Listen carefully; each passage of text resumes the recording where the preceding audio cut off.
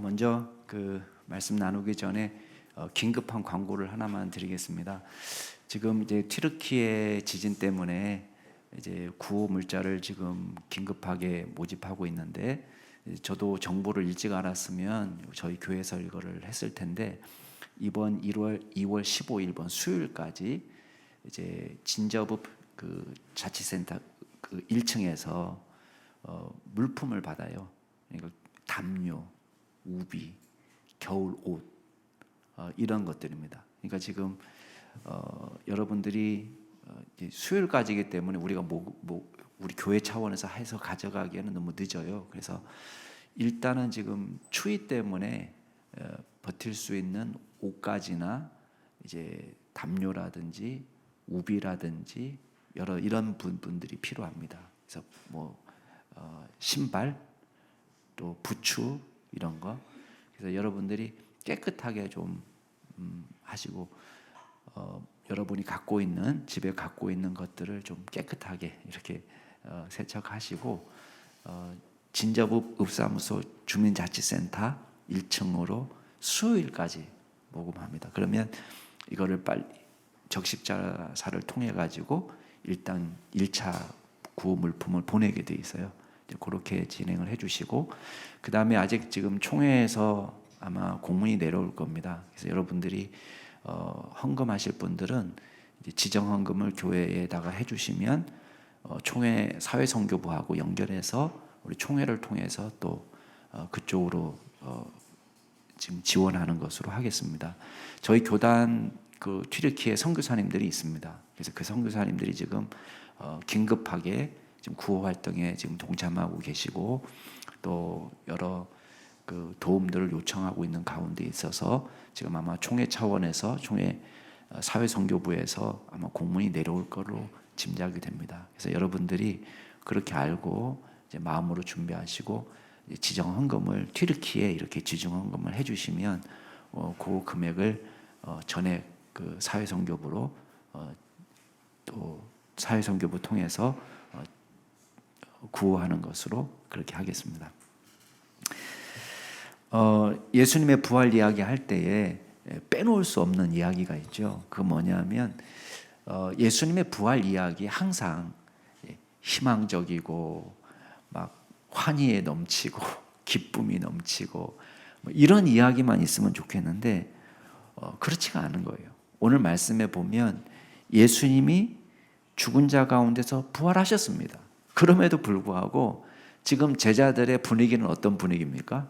우울하고 거의 절망적이고 슬프고 사망의 그림자가 드리워져 있다는 것입니다. 여러분, 이 문제가 어디에 있다고 생각하십니까? 예수님이 살아나지 않으신 거예요? 아니에요. 예수님은 살아나셨어요. 근데 문제는 제자들이 부활신앙을 갖지 못한 것입니다. 그러니까 우리도 비슷해요. 절망과 괴로움에 살피면서 자꾸만 하나님 탓합니다. 여러분, 하나님 돌아가셨나요? 아니에요. 하나님 돌아가신 게 아닙니다. 하나님이 살아계시지만 저와 여러분이 부활을 믿지 못하고 하나님의 능력을 믿지 못하고 방황하고 있는 것입니다. 교회에 다니지만 방황하는 사람들을 한번 보시기 바랍니다. 사람들의 탄식을 한번 들어보시기 바랍니다. 야, 한국 교회가 힘을 잃었다. 부흥의 시간이 지나갔다. 교회가 부패했다. 예수쟁이들은 이기적이다. 여러분, 원인이 어디에 있다고 생각하십니까? 우리가 믿는 하나님이 돌아가셨기 때문이 아니에요. 예수님이 부활하시지 않으셨기 때문이 아닙니다. 죄사함, 구원, 영생, 부활, 이걸 제대로 신앙하지 않기 때문에 문제가 되는 것입니다. 저와 여러분에게 오늘 필요한 게 뭐냐? 부활신앙을 회복하는 것입니다.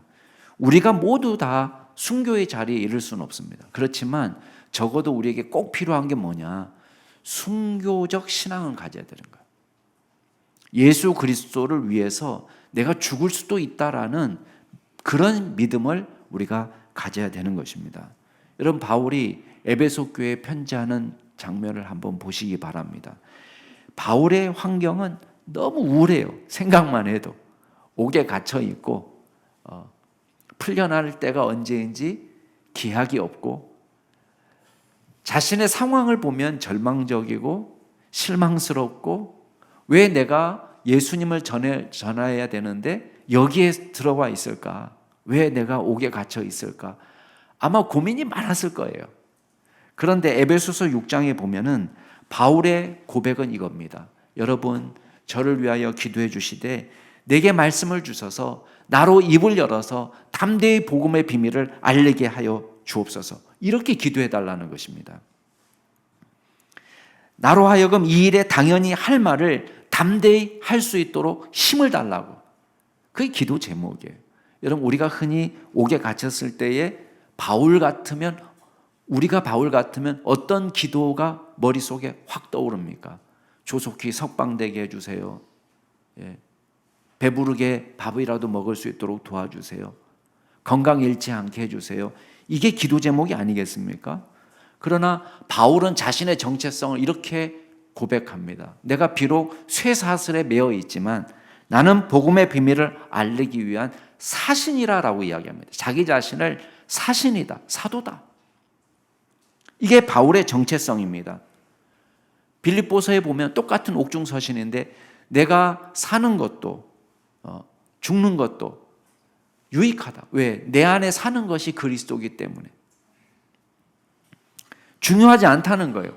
환경과 조건은 별로 중요하지 않다는 것입니다. 오늘 말씀에 보면 낙심과 절망 속에 사로잡혀서 예루살렘을 떠나서 고향으로 향하고 있는 두 제자를 만나게 됩니다.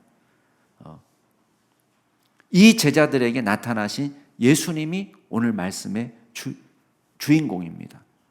과연 예수님께서 이들과 동행하시면서 가르치고 싶으셨던 교훈이 뭐였을까요? 우리 첫 번째 우리가 기억할 것은 교회의 능력은 예수님에 대한 바른 신앙에서 시작된다는 거예요. 잘 보세요. 교회가 언제 능력이 있느냐? 예수님에 대한 바른 신앙을 회복할 때에 교회가 능력이 있습니다. 우리의 가장 근본적인 문제는 예수님에 대한 바른 신앙이에요. 신앙생활의 위기가 오는 여러 가지 이유가 있습니다. 사람에게 상처를 받기도 하고 배신을 당하기도 하고 억울한 일을 만나기도 하고 건강이 무너지기도 하고 경제적인 어려움을 만나기도 하고 오랫동안 기도했던 기도가 응답이 되지 않는 답답한 현실을 대하기도 합니다. 그런데 이게 진짜 위기가 아니에요. 진짜 위기는 어디서 오느냐? 예수님에 대한 바른 신앙을 잃어버리면 진짜 위기가 옵니다. 제자들이 지금 예루살렘에 모여 있는데 이 두 제자는 엠마오로 향하고 있습니다. 이 두 제자의 문제는 뭘까요? 지금 가장 중요한 때 아니에요? 제자들이 똘똘 뭉쳐도 모자랄 판에 이 두 사람이 엠마오로 향하고 있습니다. 뭐가 문제예요? 우리가 생각할 때는 의리 없다 진짜. 우리가 생각하는 거 아니에요? 의리 없다. 윤리적이지 않다. 정말 책임감이 부족하다. 담력이 없다. 용기가 없다. 여러분, 이거는 진짜 문제가 아니에요. 진짜 문제는 뭐냐? 예수님을 믿지 못하는 거예요. 이게 진짜 문제예요. 이 사람들은 예루살렘에 있는 동안에 알 거 다 알았어요. 지난주에 우리가 봤던 그 광경에 그 자리에 있었습니다. 여자들로부터 무덤이 비어 있었다는 소문을 들었습니다. 그리고 천사가 나타나서 예수님이 부활하셨다는 소식도 알려줬어요. 11제자 중에 이게 허탄하게 보여서 믿지 못했다는 사실도 알았고 두어 제자가 거기 무덤을 직접 방문해서 무덤이 비어 있었다는 것도 보았습니다. 이게 이 사람이 알고 있는 정보예요. 이 엄청난 소식을 들었는데 이 두 사람이 모임을 이탈해서 엠마오로 향하고 있습니다. 이유는 뭘까요? 기독교 역사상 가장 중요한 사건을 지금 들었잖아요. 무덤이 비어 있었다. 만약에요, 조그마한 호기심이라도 있었으면 이 사람은 엠마오로 가지 않았을까요? 어디 갔을까요? 자기가 직접 무덤에 가가지고 진짜 무덤이 비어 있는 거야? 그거 확인했을 거예요. 근데 이 사람들은 그 정도 호기심도 없어요.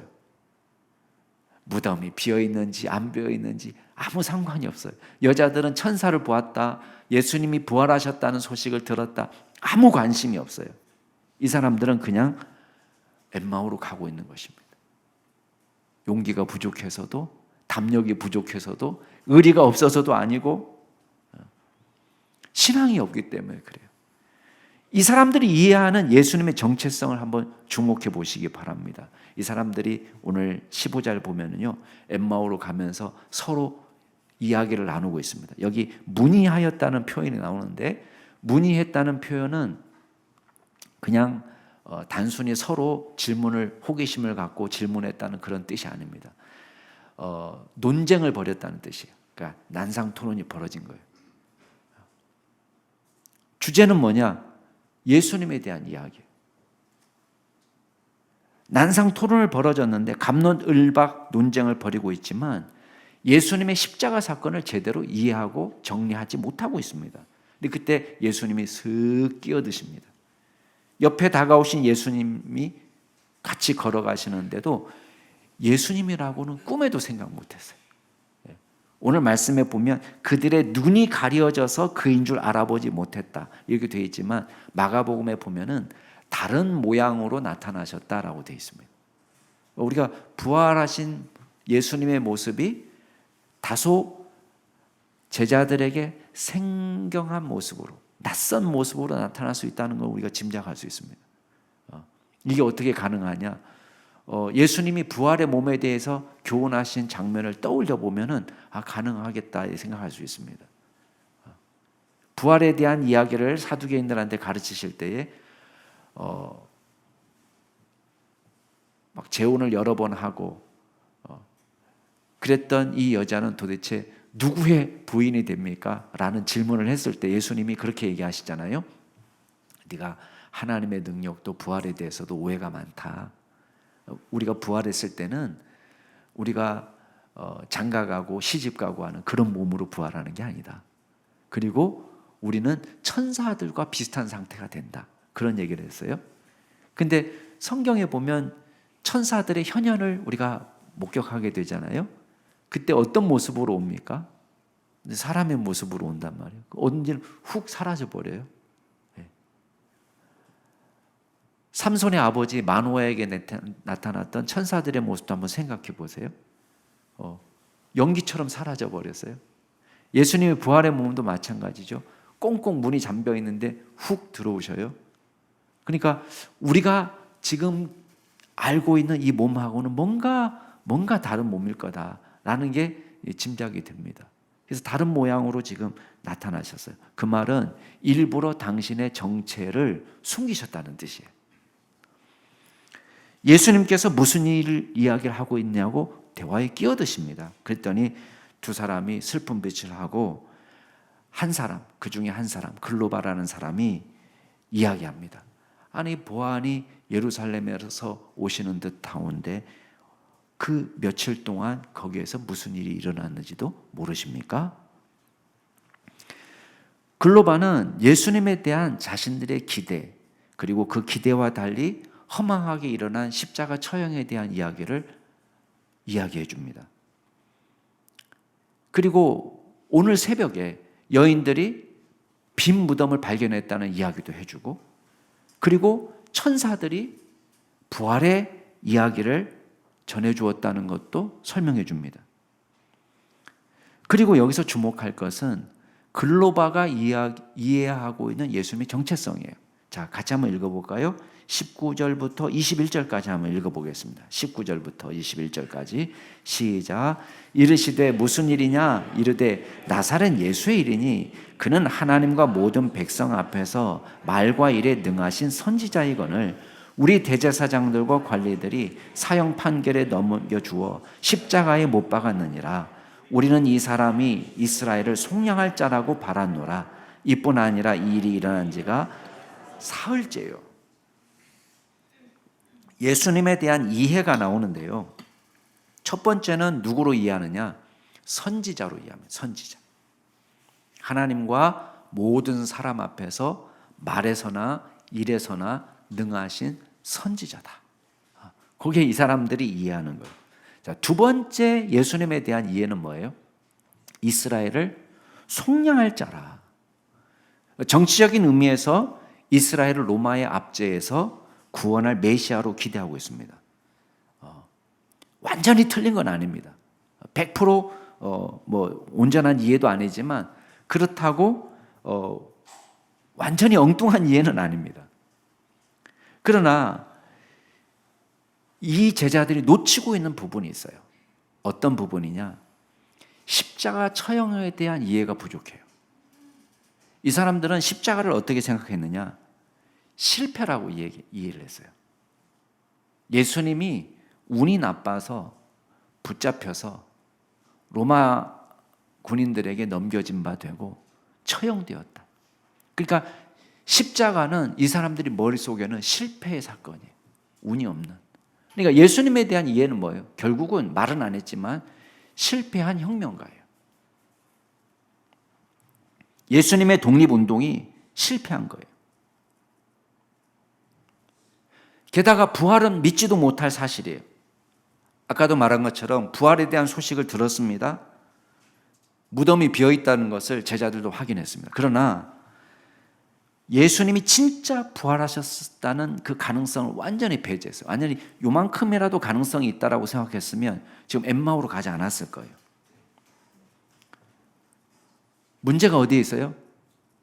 예수님에게 있는 게 아니에요. 부활을 믿지 못하는 제자들에게 있는 것입니다. 우리도 마찬가지입니다.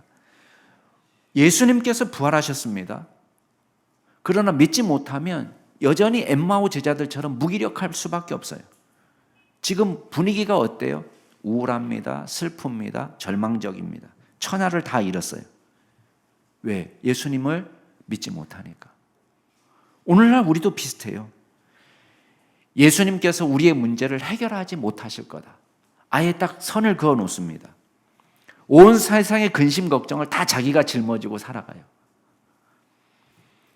문제를 하나님께 내어놓지 못합니다. 큰일이 날 것 같은 공포감에 사로잡혀서 살아갑니다. 예수님께서 동행하지만 상관하지 않아요. 낯선 자와 걸어가듯이 예수님을 무심하게 바라보는 거예요. 믿음의 위기입니다. 믿기는 믿는 것 같은데 실제는 믿지 않는 거예요. 기도하지 않습니다. 그러니까 어떻게 되겠어요? 무신론자랑 크게 다르지 않아요. 무신론자들은 세상의 모든 문제를 자기가 다 해결하려고 그래요. 하나님을 믿지 않으니까 내가 그 모든 문제를 짊어지고 살아갑니다. 무신론자예요.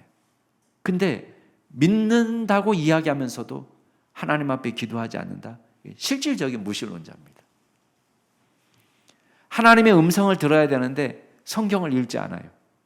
실질적인 문맹이나 다름이 없습니다.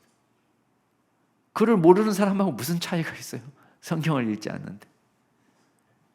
실질적인 무신론자, 실질적인 문맹인으로 살아가는 것입니다. 하나님을 믿지 못해. 우리에게 필요한 게 뭐냐? 바른 신앙을 회복하는 것입니다.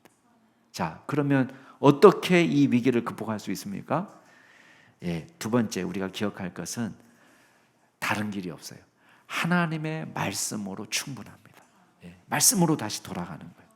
믿음을 회복하는 가장 첫걸음이 뭐냐? 하나님의 말씀으로 돌아가는 것입니다. 예수님의 진단은 다른 게 아닙니다. 25절 말씀 한번 보세요. 거기 보면 예수님께서 이 엠마오 두 제자를 진단하시는 장면이 나와요. 미련하고 선지자들이 말한 것을 마음에 더디 믿는 자들이요. 뭐 말이에요? 미련하고 믿음이 없다 이렇게 얘기합니다. 그냥 믿음이 없다 이렇게 말하지 않고 뭐라고 얘기했어요? 콕 집어서 선지자들이 말한 모든 것을 마음에 더디 믿는다 그랬습니다. 자, 선지자들이 말한 모든 것은 뭘 의미할까요? 구약 성경이에요. 그렇죠? 선지자들 다 돌아가셨잖아요. 근데 선지자들이 말한 모든 것은 다 어디에 들어있어요? 성경에 들어있는 거예요. 그러니까 성경을 지금 제대로 믿지 못해서 문제가 생겼다라고 얘기하고 있습니다. 구약 성경에 뭐가 있다는 거예요? 예수님의 부활 사건이 들어있다는 거예요. 부활 신앙이 없다라는 말을 뭐라고 얘기했어요? 성경적 신앙이 없다라는 말로 이야기합니다. 자, 그러면 해법이 뭐예요? 해법은 당연히 성경으로 돌아가는 거예요. 자, 26절, 27절 같이 한번 읽어볼까요? 26절, 27절 시작. 그리스도가 이런 고난을 받고 자기의 영광에 들어가야 할 것이 아니냐 하시고 이에 모세와 모든 선지자의 글로 시작하여 모든 성경에 쓴 바 자기에 관한 것을 자세히 설명하시니라. 자, 예수님께서 지금 구약 성경을 딱 놓고 구약 성경을 가르치면서 모세, 모든 선지자의 글. 자, 모세는 뭘 의미하겠어요? 모세 율법. 모든 선지자의 글은 뭘 의미하겠어요? 예언서를 포함한 역사서 모든 걸 말하는 것입니다. 이제 여기 말고 죄송합니다. 다음 주 말씀에서 나오지만 44절에 가면은 구약 성경 전체를 이야기합니다. 제자들에게 풀어줄 때. 그러니까 지금 여기 모세와 모든 선지자의 글이라고 나와 있지만 이거 구약 성경 전체를 말하는 거예요. 시편까지 포함해서. 그러면 모든 성경에 쓴 바 누구에 대해서? 자기에 관한 것. 성경을 통해서 십자가의 당위성도 가르쳐 주시고, 이게 가장 이해하기 힘든 부분이었죠. 제자들은 십자가를 실패라고 생각했어요.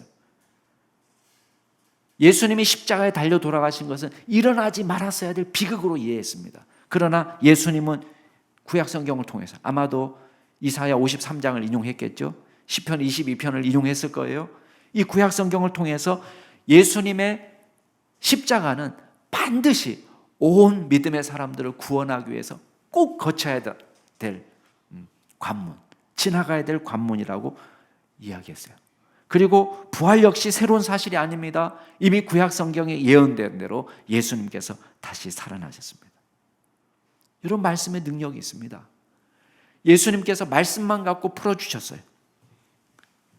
처음에는 이 사람들이 예수님에 대해서 어떤 태도였습니까?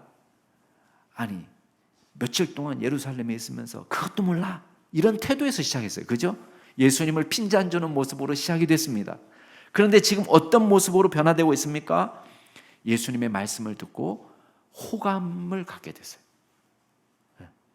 나중에 뒷부분에 32절에 보면 나와 있지만, 야, 우리 그분이 말씀을 전해줄 때 마음이 뜨겁지 않대?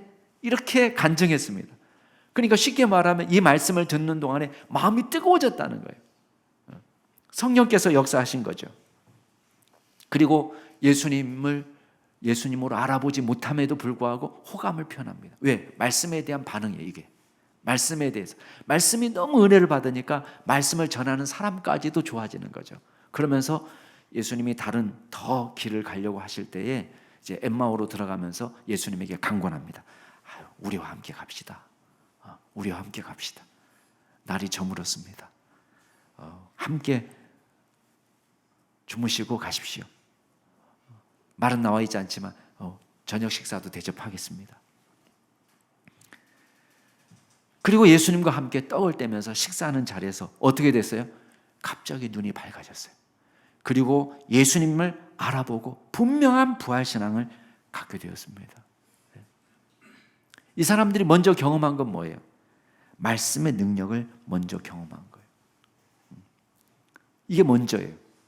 그리고 예수님을 알아보고 나서 예수님이 살아계시는 기적은 나중에 경험해요. 순서적으로. 여러분, 예수님께서 일부러 자신의 정체를 숨기시고 말씀으로 부활을 가르치신 이유는 뭘까요? 여러분, 부활을 믿게 하기 위해서 가장 쉬운 방법은 뭡니까? 예수님의 손과 발을 꺼내는 게 가장 쉬워요. 말이 필요 없어요. 그냥 야, 봐라. 발을 펴주면서 봐라. 이렇게 하면 끝나요. 근데 예수님이 손과 발을 먼저 꺼내시지 않은 이유는 뭐예요? 우리에게 부활신앙을 위해서 뭐면 충분하다는 거예요? 하나님의 말씀이면 충분하다는 것입니다. 여러분, 부활신앙이 육체적으로 부활하신 예수님을 만나야지만 가질 수 있는 신앙이라면 누가 제일 유리할까요? 예수님과 동시대 인물이 제일 유리해요. 그렇지만 예수님께서는 하나님의 말씀을 통해서 부활을 신앙할 수 있다는 걸 보여준 것입니다. 만약에 말씀이 아니라 실제 예수님의 손과 발을 보고 만져봐야지 믿을 수만 있다면 제일 불리한 사람은 누굴까요? 저와 여러분이 제일 불리해요. 왜? 부활하신 육신의 예수님과 제일 멀리 떨어져 있어요. 시대적으로. 우리가 제일 멀리 떨어져 있잖아요. 그죠? 2000년. 우리 2000년에 왔어요. 그래도 한 10년, 20년이면요 목격자들 있잖아요. 제일 멀리 왔어요. 공간도 멀어요. 지구 반대편이에요. 팔레스타인 근처에도 안 가봤어요. 만약에 팔레스타인 살았으면 여기가 예수님 십자가 지고 여기서 넘어졌대. 여기서 쓰러지셨대. 여기가 십자가에 못 박힌 자리래. 알겠어요? 우리는 육체로 오신 예수님과 제일 멀리 떨어져 있어요. 제일 불리한가요? 아니에요. 예수님께서 뭐라고 됐어요? 도마에게 너는 본고로 믿느냐? 보지 않고 믿는 사람은 더 복되다 그랬어요. 우리는 예수님을 보지 않고도 부활을 믿게 됐어요. 누구를 통해서? 말씀을 통해서, 성령님을 통해서. 그러니까 예수님의 말씀대로 하면 도마보다도 더 복된 인사람이 된 거예요. 말씀이면 충분합니다. 왜? 시공간을 역사하셔서 성령님께서 저와 여러분에게 믿게 하시기 때문에. 여러분, 가장 손쉬운 증거가 손과 발인데, 만약에 이 손과 발이 있어야 된다면요, 우리는 항상 예수님 손과 발을 꼽을치고 놓고 다녀야 돼요. 예수님의 손을 거기에 뚝 부러뜨려 가지고 주머니 넣고 다니든, 아니면 석고로 이렇게 해가지고 이제 만들어 놓고 다니든 간에 예수님 잠깐 손 내미십시오. 그리고는 이제 석고로 그냥 이렇게 부어가지고 만들어가지고, 그리고는 우리도 탁 꺼내면서 이게 예수님 그 손에서 만든 거라고, 예수님 발이라고 우리 이렇게 말해야 되지 않겠어요? 그럴 필요가 없는 거예요. 복음을 효과적으로 전달하기 위해서 많은 사람들이 염려합니다. 우리가 전하는 성경이 너무 어렵지 않을까? 성경이 너무 어려워서 믿지 못하는 거 아닌가? 우리가 전하는 성경이 너무 재미없지 않을까? 사람들이 이해할 수 있을까? 여러분, 그런 거 걱정합니다. 어떤 분이 제게 그런 질문을 하더라고요. 목사님, 근데요, 성경 우리가 읽으니까 너무 어려운데 이 성경을 과연 이 아이들에게 이야기해줘도 제대로 이해할 수 있을까요? 이런 걱정하시는 분들이 계시더라고요. 자기가 보기에 너무 어렵다는 거예요. 애들이 과연 이거 이해할 수 있을까요? 이렇게 질문하더라고요. 그럼 한번 해보세요. 어떤 일이 벌어지는지. 애들한테는요, 쉬운 단어나 어려운 단어나 처음 들어보는 건 마찬가지예요. 여러분이 생각할 때 이건 쉬운 단어, 이건 어려운 단어잖아요. 그러면 성경을 밤에 쭉 읽어보세요. 밤에 잠자기 전에 애들한테 쭉 읽어보세요. 그러면요, 애들이 그냥 안 듣는 것처럼 보이는데 다 듣고 있어요. 그러다가 불쑥 질문을 던집니다. 질문을 던져요. 모르는 거는. 그럼 질문하면은 우리가 깨달은 대로 설명해 주면 돼요. 자기도 잘 모르겠다는 걸 질문할 때 있죠. 그럼 어떻게 하면 됩니까? 걱정하지 마. 내 목사님한테 물어보고 얘기해 줄게. 이렇게 하면 돼요. 애들은요, 똑같이 어려운 단어예요. 여러분이 쉽게 생각하는 단어나 낯선 단어나 비슷해요. 애들은 다 처음 듣는 단어예요. 그러면 모르는 거를 질문하고 물어봅니다. 중요한 것은 뭐냐? 우리가 먼저 바르게 깨닫고 깨달은 말씀을 전하는 것입니다. 믿음은 듣는 데서 시작합니다. 아멘? 믿음은 듣는 데서 시작합니다. 주님의 이름을 부르는 자가 구원을 받습니다. 그런데 그 사람이 구원을 받기 위해서 반드시 거쳐야 되는 과정이 뭡니까? 누군가 전해줘야 되는 거예요. 누군가는 전해줘야 돼요. 누구든지 주의 이름을 부르는 자는 구원을 받으리라. 그런즉 그들이 믿지 아니하는 자를 어찌 부르리요? 듣지도 못한 일을 어찌 믿으리요? 전파하는 자가 없는데 어찌 들으리요? 그 사람들에게 필요한 건 뭐예요? 전파하는 게 필요해요. 전해주는 거. 그러면 역사는 성령님이 하시는 것입니다. 우리가 말재주가 좋아서 변화되는 게 아닙니다. 하나님께서 그분들의 마음을 움직여 주시고 변화시켜 주시는 것입니다. 마지막으로 기억할 게 있습니다. 바른 신앙, 진정한 부활 신앙을 갖잖아요. 그럼 우리가 어떻게 되는지 아세요? 다시 사명의 자리로 나아가게 합니다. 이 기적이에요. 부활하신 예수님을 만난 다음에 엠마오로 가던 두 제자가 한 일이 무엇입니까? 당장 무엇부터 합니까? 33절 같이 한번 읽어보겠습니다. 33절 시작. 곧 그때로 일어나 예루살렘에 돌아가 보니 11제자 및 그들과 함께한 자들이 모여 있어. 자, 이 사람들 뭐 했어요? 다시 일어나서 예루살렘으로 갔습니다. 아니, 이상하지 않아요? 이 사람들이 지금 방금 어디서 왔습니까? 예루살렘에서 왔어요. 누구와 함께 있었습니까? 여인들의 증언이 있었던 장소, 또 베드로와 다른 제자들이 있었던 그 장소, 11제자들과 같이 있었어요. 그런데도 불구하고 부활신앙이 없었기 때문에, 그 부활의 소식이 믿었지 않았기 때문에 다시 엠마오로 왔었어요. 근데 지금 도착하자마자 부활신앙을 확신하니까 어떻게 하고 있습니까? 그 밤에 다시 예루살렘으로 가는 거예요. 예수님한테는 뭐라고 얘기했습니까? 아이고, 때가 저물었습니다. 어둡습니다. 위험합니다. 밤길에 여행하는 것은 안 됩니다. 우리와 함께 거하십시오. 식사를 대접하겠습니다. 뭐 걱정했어요? 날이 저물었고 어두운데 위험하니까 여행하지 말라 그렇게 이야기했어요. 근데 이 사람이 부활의 신앙을 갖게 되니까 어떻게 됩니까? 위험합니다. 머물고 가세요. 이렇게 하지 않습니다. 아니, 이 사람들이 하룻밤 자고 가도 되잖아요. 근데 엠마오로 갔다가 바로 그 즉시 예수님이 사라지시니까 바로 어디로 향합니까? 예루살렘으로 갑니다. 여러분, 예루살렘에 간다는 것은 뭘 의미합니까? 우리도 제자들처럼 어려움을 겪겠다. 고난도 감수하겠다. 십자가의 길을 걸을 수도 있다. 내가 죽을 수도 있다. 이거를 전제하는 것입니다. 다시 사명의 자제로 나아갑니다.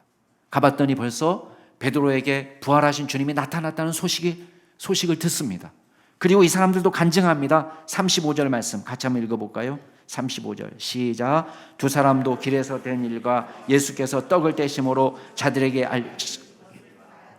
뭐 했다는 겁니까? 부활하신 예수님을 만났다는 소식을 전해주고 있습니다. 부활의 증인이 된 것입니다. 예상되는 고난은 상관이 없습니다. 여러분, 이 사람들이 다른 사람입니까? 아니요, 똑같은 사람이에요. 슬픔과 절망에 사로잡혀서 엠마오로 돌아온 지 얼마 되지 않았습니다. 근데 이 사람들이 다시 똑같은 사람이 예루살렘으로 돌아왔습니다. 처음 떠날 때는 슬픔과 절망에 사로잡혀 있었지만 지금은 참된 신앙으로 다시 부르심의 자리로 나아가고 있습니다. 여러분, 오늘 우리도 마찬가지입니다. 예수님을 만난 사람은 달라지게 되어 있습니다. 똑같은 사람, 동일한 환경이에요. 이 사람들의 환경이 뭐가 달라졌습니까? 아침과 저녁이 뭐가 달라졌습니까? 달라진 건 아무것도 없습니다. 똑같은 사람이고, 똑같은 말재주고, 똑같은 나이에, 똑같은 처지에, 똑같은 경제 환경에, 똑같은 어려움에 아무것도 달라진 게 없어요. 근데 이 사람들이 달라진 건 하나입니다. 부활하신 예수님을 만나고 신앙하게 되었어요. 달라졌습니다. 어디로 나갑니까? 사명의 자리로, 부르심의 자리로, 고난의 자리로 나아가는 것입니다. 좋은 컨디션이 우리를 일하게 하는 게 아닙니다. 좋은 컨디션이 우리를 능력 있게 하는 게 아닙니다. 우리는 예수 그리스도를 믿고 확신하게 될 때 하나님께서 저와 여러분을 주의 사역의 자리로, 부르심의 자리로 이끄십니다. 사랑하는 우리 남양주 충신교회 성도 여러분, 바른 신앙이 상황과 환경을 이기게 하십니다. 바른 신앙. 어떤 분이 제게 질문합니다. 목사님, 요새 청소년들한테 복음 전하는 게요, 더 어려워진 것 같아요. 맞습니다. 그 사람이 걱정하는 건 우리 청소년들이 너무나 유해한 매체에 노출되어 있다는 거예요. 그리고 과도한 학업 스트레스로 시간적 여유가 없다는 거예요. 그러나 이 시대와 이 환경은 우리 책임이 아닙니다. 제가 늘 얘기하잖아요. 그죠? 시대와 환경을 우리가 만났어요. 이 시대와 환경을 만났습니다. 그래서 그 질문한 분이 청년이니까 우리가 청년이었을 때는 어땠냐고 물어보더라고요. 그러니까 우리가 청년이었을 때는 이 30% 정도, 서울 인구의 한 30% 정도가 40% 가까이 크리스찬 인구였다. 근데 지금 사회를 어떻게 보면 되냐면 딱 내가 어렸을 때의 제주도라고 생각하면 된다. 제주도 크리스찬 인구가 몇 퍼센트냐? 5%. 지금은 물론 제주도 크리스찬 인구가 저 늘었다고 해요. 근데 어떻게 늘었냐? 요새는 뭐 제주도에서 1년 살기, 뭐 한 달 살기 막 이렇게 하잖아요. 그러니까 여기에 있는 예수님 믿는 사람들이 많이 제주도 내려갔어요. 그래서 그분들이 교회 출석하면서 교회가 부흥했어요. 그러니까 제주도 토박이들이 막 믿고 그런 건 아니에요. 그래서 제가 처음에 서울에 올라왔을 때 제가 깜짝 놀란 것은 와, 이런 세상도 있구나. 너도 교회 다녀? 너도 교회 다녀? 우리 청소년기에 제주도에서 있을 때는 크리스찬을 만나기가 너무 어려워요. 같은 반에 크리스찬이 있다? 너무 반갑죠. 너무 드물어요. 근데 여기 보니까 좀 예수 안 믿을 것 같은 친구들도 다 나중에 보면 교회 다니고 있고 다 그래요. 그래서 제가 그 청년에게 그런 얘기를 해줬어요. 근데 퍼센트는 별로 중요한 게 아니다. 어느 시대나 복음을 아무리 30%라도 70%는 예수 안 믿는 거예요. 완악한 거예요. 아무리 5%밖에 안 돼도 저는 믿고 있었어요. 그러니까 중요한 건 뭐냐? 믿을 사람 믿는다. 우리가 할 일은 뭐냐? 우리는 어떤 형편에 처해든지 복음을 증거하는 게 우리의 사명이다 라고 이야기했습니다. 복음의 분명한 메시지를 전하는 거예요. 그러면 제일 먼저 뭐 해야 돼요? 제대로 말씀을 익혀야 돼요. 우리가 먼저 말씀에 바른 신앙을 가져야 됩니다. 아까도 이야기한 거죠. 바른 신앙을 위해서 누가 도와줘야 돼요. 도움이 필요합니다. 좋은 신앙의 사람들과 만나야 돼요. 유명한 피아니스트 백혜선 씨가 그런 이야기를 했습니다. 기본적으로 피아노가 다른 악기하고 좀 다른 점이 있다는 거예요. 어떤 거냐? 다른 악기는 반주자가 필요해요. 연주할 때. 근데 피아노는 독주예요. 그죠? 피아노는 기본적으로 반주자 없이 혼자 움직여요. 그러니까 이 음악을 연주할 때에 객관적으로 들어줄 수 있는 좋은 귀를 가진 선생님이 있어야 된다는 거예요. 아무리 자기가 스페셜리스트라도 누군가가 들어줘야 된다는 거예요. 객관적으로 들어줄 수 있는, 그리고 조언해 줄 수 있는 사람이 필요하다는 거예요. 아이들이 엄마가 연주회 준비하는 걸 보면서 이렇게 얘기한다는 거예요. 엄마, 백혜선 소리가 안 나. 뭔가 잘못됐다는 거예요. 그러면 자기는 러셀 셔만 또 변화경 교수님을 꼭 만났다는 거예요. 그 선생님을 자기 스승이에요. 그 선생님 찾아가서 연주해보고 들어주세요, 선생님. 그리고 조언을 구했다는 거예요. 그리고 돌아오면 애들이 또 하는 말이 이제 백혜선 소리가 나. 이랬다는 거예요. 여러분, 우리도 마찬가지예요. 우리가 하나님의 말씀을 읽어나가면서 말씀에 대한 바른 신앙에 도달할 때 좋은 선생님들이 필요합니다. 또 좋은 교재도 도움이 필요합니다. 그리고 바른 성경의 이해에 도달하는 것이 중요합니다. 예수님이 엠마오 두 제자에게 말씀을 가르쳐 줬어요. 그리고 나서 우리가 믿음으로 변화되면 어떤 일이 벌어집니까? 다시 부르심의 자리로 나아가게 됩니다. 우리의 과제는 몇 명을 변화시키느냐, 몇 명이 있는 교회를 만드느냐, 우리의 과제가 아닙니다. 우리의 책임이 아닙니다. 우리의 책임은 뭐냐면 전하는 거예요. 복음의 사람이 되는 겁니다. 하나님의 말씀으로 살아가는 거예요. 그리고 우리 할 일을 했을 때에 우리를 통해서 성령님께서 저와 여러분을 통해 열매 맺게 하실 줄로 믿습니다. 바르게 믿으세요. 그리고 성경적 신앙을 가지십시오. 그리고 받은 은혜를 전하시기 바랍니다. 이 시간 같이 한번 기도하겠습니다. 우리 두 가지만 놓고 기도하겠습니다. 하나님, 바른 신앙을 회복할 수 있도록, 부활의 신앙을 가질 수 있도록 도와주세요. 두 번째, 시대나 환경을 탓하지 않고 하나님의 부르심의 자리로 나아갈 수 있는 믿음 주세요. 같이 간절히 동성으로 기도하시겠습니다. 존귀하신 하나님, 주님을 찬양합니다. 우리가 하나님의 말씀에 서기를 원합니다. 주님, 우리가 바른 신앙 갖게 하옵소서. 주님, 성경적 신앙을 회복하게 하옵소서. 부활의 신앙을 회복하게 하여 주옵소서. 하나님, 헤매지 않게 하여 주시고 지혜를 주셔서 하나님, 주님의 말씀대로 주님께서 우리에게 가르쳐 주신 대로 믿고 신앙할 수 있는 은혜를 허락하여 주옵소서. 성령님께서 우리를 변화시켜 주옵소서. 달라지게 하여 주옵소서. 새롭게 하여 주옵소서. 능력 주시옵소서. 주여, 우리가 하나님의 말씀에 구꾸라져서 주님의 말씀에 굴복하는 믿음의 종들이 될 수 있도록 도와주시옵소서. 아버지 하나님, 맡겨주신 사명 감당할 수 있는 복음의 열정을 주옵소서. 시대를 탓하지 않게 하옵소서. 환경을 탓하지 않게 하옵소서. 우리 자신에게 실망하지 않게 하여 주옵소서. 억울하고 힘든 일을 당한 것 때문에 낙심하지 않게 하옵소서. 쓸데없는 것을 두려워하지 않게 하여 주옵소서. 오직 전능하신 하나님, 몸과 영혼을 능히 지옥에 멸하실 수 있는 하나님만 두려워하게 하여 주옵소서. 세상의 조롱과 비난을 두려워하지 않게 하여 주시고, 세상의 평가를 두려워하지 않게 하여 주시고, 하나님께서 우리를 지으시고 이 땅에 내실 때 맡겨주신 사명에 집중할 수 있는 믿음의 종들이 다 될 수 있도록 주여 인도하여 주시옵소서. 그리하여 하나님께서 맡겨주신 사명을 능히 감당하여 하나님께 영광 돌리는 귀한 종들이 다 될 수 있도록 주여 인도하여 주시옵소서. 하나님께서 친히 함께하여 주시옵소서.